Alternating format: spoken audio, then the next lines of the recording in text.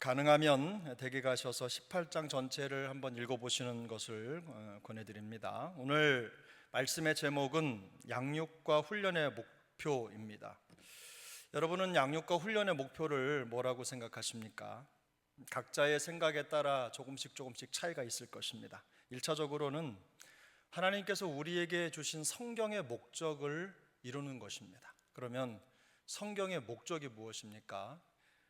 디모데후서 3장 16절 17절 말씀은 우리에게 성경의 기록 목적을 이렇게 알려주고 있습니다. 모든 성경은 하나님의 감동으로 된 것으로 교훈과 책망과 바르게 함과 의로 교육하기에 유익하니 이는 하나님의 사람으로 온전하게 하며 모든 선한 일을 행할 능력을 갖추게 하려 함이라. 이게 바로 성경의 기능과 목적이죠. 우리가 성경 말씀으로 양육과 훈련을 받는 목적은 온전하게 돼서 모든 선한 일을 행할 능력을 갖추는 것입니다. 양육과 훈련의 목표를 조금 더 분명하게 보여주는 사도 바울의 간증이 있는데요, 에베소서 4장 13절 14절 말씀을 보면 이렇게 기록되어 있습니다. 우리가 다 하나님의 아들을 믿는 것과 아는 일에 하나가 되어 온전한 사람을 이루어 그리스도의 장성한 분량이 충만한 데까지 이르리니 이는 우리가 이제부터 어린 아이가 되지 아니하여 사람의 속임수와 간사한 유혹에 빠져 온갖 교훈의 풍조에 밀려 요동하지 않게 하려 함이라. 이것이 우리 성도님들이 양육받고 훈련받는 목표입니다. 이 말씀에서 우리가 알 수 있는 양육 훈련의 핵심은 딱 한 가지입니다. 자라남이죠. 자라남. 머물러 있는 것이 아니라 자라는 것입니다. 영적으로 성숙하고 균형 잡힌 어른이 되어서 주께서 우리에게 맡기신 일들을 누수 없이 감당하는 것, 그것이 양육 훈련의 최종적 목표입니다. 그런데 오늘 우리가 읽은 요한계시록 18장 본문이 이 양육 훈련의 목표를 더 구체적이고 실제적으로 보여주고 있습니다. 함께 읽은 단락은 하나님의 심판으로 몰락하는 바벨론에 대한 내용을 담고 있습니다. 사치와 향락의 상징이죠. 큰 성 바벨론. 그런데 그 성이 무너지는 광경을 목격하는 사람들이 있는데 그 목격한 사람들의 반응을 기록한 부분이 오늘 우리가 읽은 본문 내용입니다. 바벨론은 계시록 17장에도 보면 음녀라는 표현으로 묘사가 되고 있고요, 오늘 본문에도 보면 더러운 우상 숭배와 온갖 죄악의 온상이 바로 바벨론입니다. 우리가 알고 있는 더러운 것, 하지 말아야 될 것, 성도로서는 절대로 갖지 말아야 될 것, 이런 것들로 가득한 도시가, 나라가 바벨론이었어요. 한때 바벨론은 그러나 가장 큰 성으로 여겨졌습니다. 절대로 무너지지 않는 성, 멸망할 수 없는 성처럼 그렇게 보였어요. 그래서 18장을 읽다 보면 위쪽에 7절쯤 되면 바벨론은 스스로를 왕으로 표현하면서 절대로 나는 애통함을 당하지 않을 것이다, 이런 호언장담을 내놓습니다. 위세가 대단했죠. 그러나 바벨론은 무너졌습니다. 바벨론과 더불어 음행하고 사치하던 자들은 자신들의 의지하던 그 바벨론이 불타는 그 연기를 보면서 가슴을 칩니다. 화이또다, 화이또다. 이게 가슴을 치는 거예요. 멀리 서서 순식간에 멸망하는 바벨론의 멸망을, 무너지는 바벨론을 바라보면서 탄식하고 있는 겁니다. 이들은 이 무너지는 바벨론을 보고 슬퍼하는 것처럼 보이지만 사실은 그렇지 않습니다. 그들의 슬픔은 그 성 때문이 아니라 자신들이 그 성에서 누렸던 것들을 잃어버렸기 때문이에요. 그 성이 자신들에게 공급해 주었던 향락, 사치, 권력, 이런 것들을 잃어버렸기 때문에 우는 겁니다. 우리 계시록 18장 11절 한번 같이 읽어보겠습니다. 11절입니다. 땅의 상인들이 그를 위하여 울고 애통하는 것은 다시 그들의 상품을 사는 자가 없습니다. 상인들의 슬픔은 매우 구체적이고 계산적이죠. 12절, 13절을 보면 여러 가지 상품 목록이 나열되어 있는데 이것들은 당시 로마 제국에서 거래되던 극심한 사치의 상징들입니다. 탐욕의 상징들인 거죠. 마지막 13절을 보면 종들과 사람들의 영혼이라는 표현이 등장하는데 로마 사람들의 죄가 무엇입니까? 그들은 하나님이 창조하신 피조물조차도 그들의 거래 품목으로 넣어 놓았다는 겁니다. 사람을 그렇게 팔아넘기는 거예요. 거래하는 물건처럼 여겼다는 거예요. 죄악의 치명적인 형태를 우리에게 보여주고 있는 것입니다. 그런데 이런 사실이 우리에게 가르쳐주는 아주 중요한 교훈이 있습니다. 바벨론이 우리에게 보여주는 그 그림과 똑같이 일치하는 것인데 그것은 뭐냐면 세상은 본질적으로 이기적이라는 겁니다. 앞서 말씀드린 대로 바벨론과 함께 음행하고 사치하고 권력을 나누어 즐겼던 왕들, 그들이 가슴을 치면서 슬퍼하는 이유는 다른 게 아닙니다. 나라가 무너졌기 때문에 그 나라 잃은 한 때문에 우는 것도 아니에요. 그저 자기 것을 잃어버렸기 때문에 우는 겁니다. 상인들 역시도 나라 잃은 슬픔이 아니라 물건 팔아 챙길 이득이 없어져서 우는 겁니다. 내게 없어지는 거죠. 내가 얻어야 할 유익이 없어지는 거예요. 바벨론이라는 제국을 사랑한 것이 아닙니다. 바벨론이 제공해주는 사치와 이익을 사랑했던 것입니다. 내게 돌아오는 게 없으면 사랑해야 될 이유도 없는 대상이 바벨론입니다. 심판날에도 이들은 자신들이 어떤 죄를 저지르고 있는지에 대한 회개나 뉘우침이 없습니다. 그런 기색이 전혀 보이지 않아요. 하나님을 두려워하지 않아요. 단지 자신의 권력이나 경제적 손실 이런 것 때문에 그저 한탄하고 있을 뿐입니다. 그동안도 많이 벌었는데 더 많이 벌지 못하는 것 때문에 슬퍼하는 거예요. 놀랍게도 이런 개인의 이기적인 논리가 우리의 신앙생활에서도 나타난다는 거죠. 그게 문제입니다. 그러나 우리는 사실 이 바벨론과는 우리와는 상관없는 모습으로 생각을 하는데 왜 그렇게 생각하냐면 우리는 말씀을 들으면서 이 바벨론의 삶이 우리의 삶이라고 생각해 본 적이 한 번도 없기 때문입니다. 실제로는 그렇게 살고 있으면서도 아니라고 생각을 하는 거예요. 로마서 14장 8절은 이렇게 말씀합니다. 우리 로마서 14장 8절 우리 같이 읽겠습니다. 시작. 우리가 살아도 주를 위하여 살고 죽어도 주를 위하여 죽나니 그러므로 사나 죽으나 우리가 주의 것이로다. 아멘. 자, 이 말씀은 나를 위한 말씀이다. 한번 손들어 보십시오.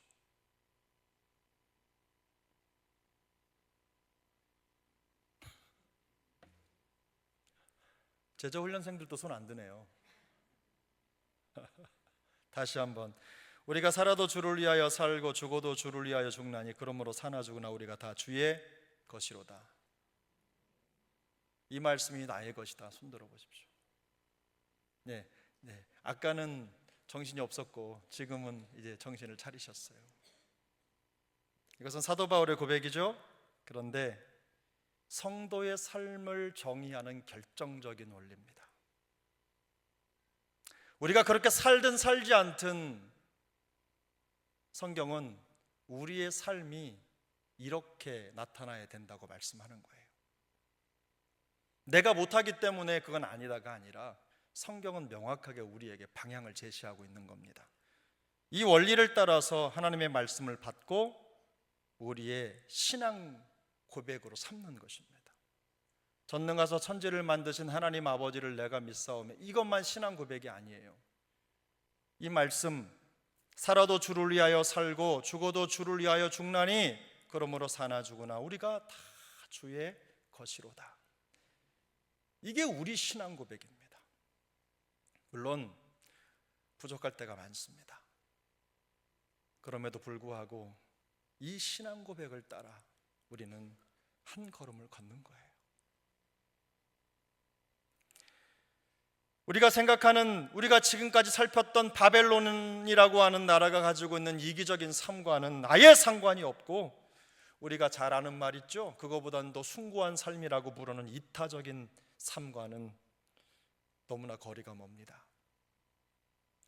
사나 죽으나 우리가 주의 것이라는 말은 내가 이타적인 삶을, 다른 사람을 위하는 삶을 살아야지, 이런 고백 정도의 수준이 아닙니다. 그야말로 성도의 삶이 오직 하나님 한 분만을 위한 삶, 저는 이것을 이신적 삶이라고 이름을 지었습니다. 이신적인 삶. 이 기가 자기 기잖아요. 자기를 위한 삶이라면 이신적인 삶은 하나님을 위한 삶이라는 거예요. 우리가 주의 것이라는 이 이신적인 삶은요, 사실 매우 수준이 높은 삶입니다. 마음 먹는다고 해서 가능해지는 것도 아니고 성경 배운다고 되는 것도 아닙니다. 우리 역시도 내가 힘들어도 주를 위해서라면 이라는 생각을 늘 가지고 있어요. 지나가는 그리스도인 성도님들을 붙들고 여쭈어요. 그러면 100이면 100은 다 주를 위해 살지요 라고 대답합니다. 나를 위해 산다고 생각하는 사람은 아무도 없어요. 그런 생각을 가지고 있어요. 하지만 우리는 어디에 더 익숙하냐면 주를 위해서라는 말보다 나에게 더 좋은 것에 익숙한 겁니다. 나에게 더 좋은 방식, 나에게 불이익이 없는 방식, 내가 불편하지 않은 방식, 그런 원리들을 더 좋아하는 겁니다. 나에게 부담이 없는 방식, 이런 것들을 더 선호하죠.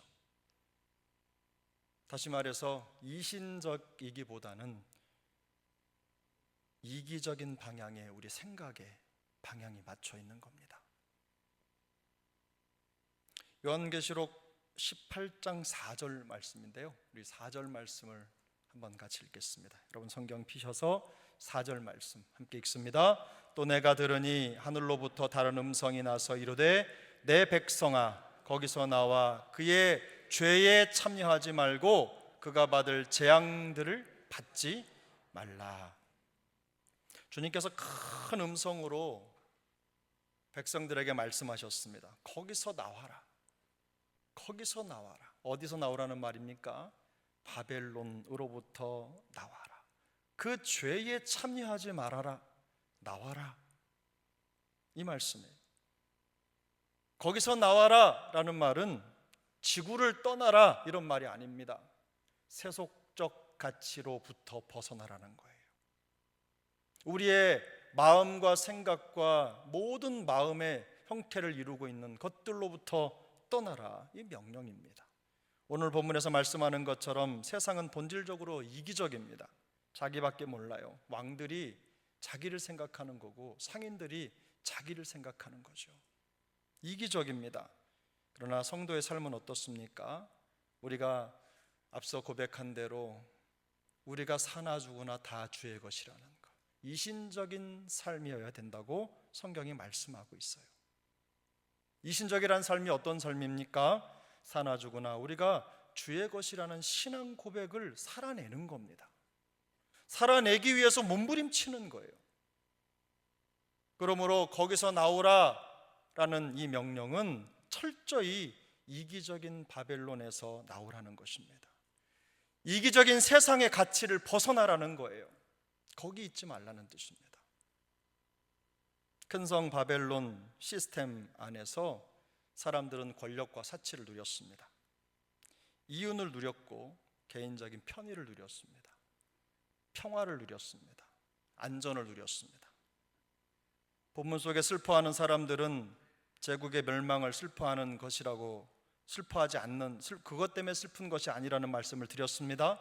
자기들의 안녕과 이익과 평안과 권리가 사라지는 것을 슬퍼한 것입니다. 지극히 이기적인 거죠. 지극히 이기적인 세상의 단면을 우리에게 보여주고 있는 겁니다. 교회도 그렇습니다. 교회는 오직 하나님의 영광과 하나님을 위한 필요를 따라 움직이는 그리스도의 몸입니다. 동의하십니까?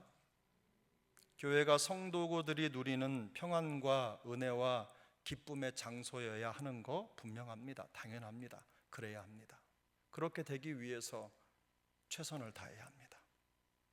그러나 희생이 없이는 어떤 평안도 은혜도 기쁨도 지켜지지 않을 것입니다. 평안과 은혜와 기쁨을 찾아다니는 소비자만 가득한 교회는 불평과 불만으로 가득할 것입니다.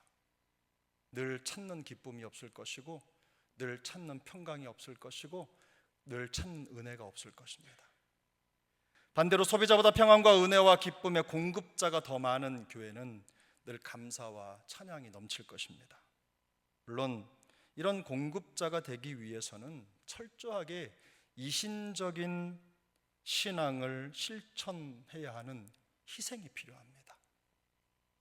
그런 희생이 감수될 때, 그때 교회는 진정한 평강, 은혜, 기쁨이 지켜지는 것입니다.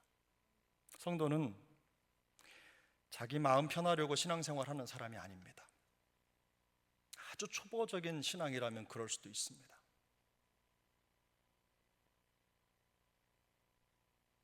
주님의 마음을 기쁘시게 하려고 신앙생활하는 거지요. 우리를 구원하신 그 구원의 은혜와 감격 때문에, 그것 때문에 뭘 해도 늘 부족하잖아요. 뭘 드려도, 어떤 삶을 살아도 부족한 것이 우리의 신앙생활 아닙니까? 근데 저는 이 본문을 보면서 그런 생각이 들었어요. 우리가 흔히 하는 말, 성화라는 말 들어보셨죠? 성화. 성화가 무엇입니까? 예수 믿고 나서 구원받은 다음에 시작된 우리의 삶의 여정입니다. 예수님 닮아가는 여정인 거죠. 그런데 저는 이 성화에 대한 정의가 이 본문에서 보였습니다. 성화는 이기적인 삶에서 이신적인 삶으로 가는 여정이라는 거죠. 얼마나 이기적이냐, 얼마나 이신적이냐의 수준으로 우리 신앙의 성숙도가 결정되는 겁니다. 바로 여기에 양육과 훈련의 목적이 있습니다. 이기적인 사람이 이신적인 사람이 되는 것, 그렇게 변화되는 것, 이것이 양육과 훈련의 목표입니다. 은혜와 평화의 소비자에서 기쁨과 감사의 공급자가 되는 것이 목표입니다. 항상 목표에 도달하는 것은 아니지만 성경을 배우고 하나님의 말씀 안에서 자라가는 그 목적이 바뀐 적은 한 번도 없습니다. 양육과 훈련의 깃발은 늘 이 목표를 향해 갑니다. 우리가 훈련하고 양육받는 동안에 다 이루지 못했다고 하더라도 여러분의 목표가 끝난 게 아닙니다. 표대는 우리가 주님의 나라에 들어가는 그 순간까지 항상 그곳에 꽂혀 있을 것입니다. 항상 달려가고 우리가 도달해야 될 최종적 목적지입니다. 교회가 나를 위해 무엇을 해줄 것인가? 훈련받기 전에야, 양육받기 전에야 충분히 그렇게 생각할 수 있어요. 교회가 나를 위해 무엇을 해줄 것인가? 이게 바벨론 마인드입니다. 그 성에 가서 그 성이 나를 위해 줄 수 있는 게 뭔지를 찾는 거예요. 그런데 이 마인드를 뛰어넘어서 내가 교회를 위해 무엇을 할 수 있을 것인가? 내가 평화를 위해 무엇을 할 수 있을 것인가? 내가 교회의 안정을 위해 무엇을 할 수 있을 것인가? 이것 때문에 기도하고 이것 때문에 우리의 삶을 돌아보는 겁니다. 이런 삶이 신앙과 일상이 되는 것, 이것이 양육과 훈련의 목표입니다. 양육받고 훈련받는 우리 성도님들, 그리고 우리 세종학교의 모든 영가족들이 이 사실을 깨닫게 되기를 축복합니다. 사나 죽으나 우리가 주의 것이라는 이신적인 신앙에 한 발 더 가까이 다가서게 되기를 바랍니다. 단지 은혜의 소비자가 아니라 기쁨과 감사의 공급자로 살아가는 신앙 일상이 견고히 세워질 수 있기를 예수님의 이름으로 축복합니다.